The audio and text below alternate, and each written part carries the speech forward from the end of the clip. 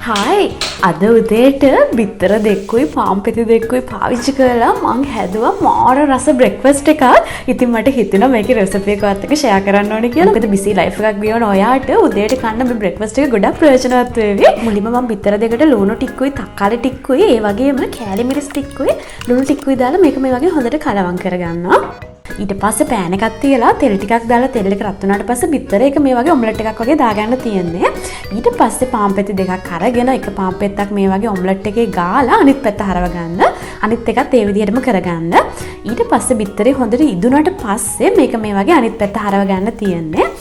දැන් හිමීට මේ ඔම්ලට් එකේ දෙපැත්ත මේ වගේ පාම්පෙත්තට නවා ගන්න තියෙන්නේ. ඊට පස්සේ මේක උඩට ඔයාලට ඕන නම් චීස් ටිකක්, එළවලු ටිකක් ඒ වගේ දාගන්න පුළුවන්. හැබැයි මම කෙචප් ටිකක් විතරයි දාගන්නේ. හරි රසයි කෙචප් ටිකක් විතරක් තිබ්බත් ප්‍රමාණවත් මේකට. ඊට පස්සේ ට්‍රික් එක තමයි මේක මේ වගේ දෙපැත්තම හොඳට පෑන් එකේ තියලා බෙද ගන්න ඕනේ. එතකොට තමයි මේක ගොඩාක්ම රසට එන්නේ. බිත්තර පාන් ඔම්ලට් එකත් එක්ක කන්න ඇපල් ටිකකුයි මිදි ටිකකුයි තියාගත්තා. ඔන්න මගේ බ්‍රෙක්ෆාස්ට් එක අද ඇත්තටම හරිම රසයි. ඔයාලා try කරලා බලන්න.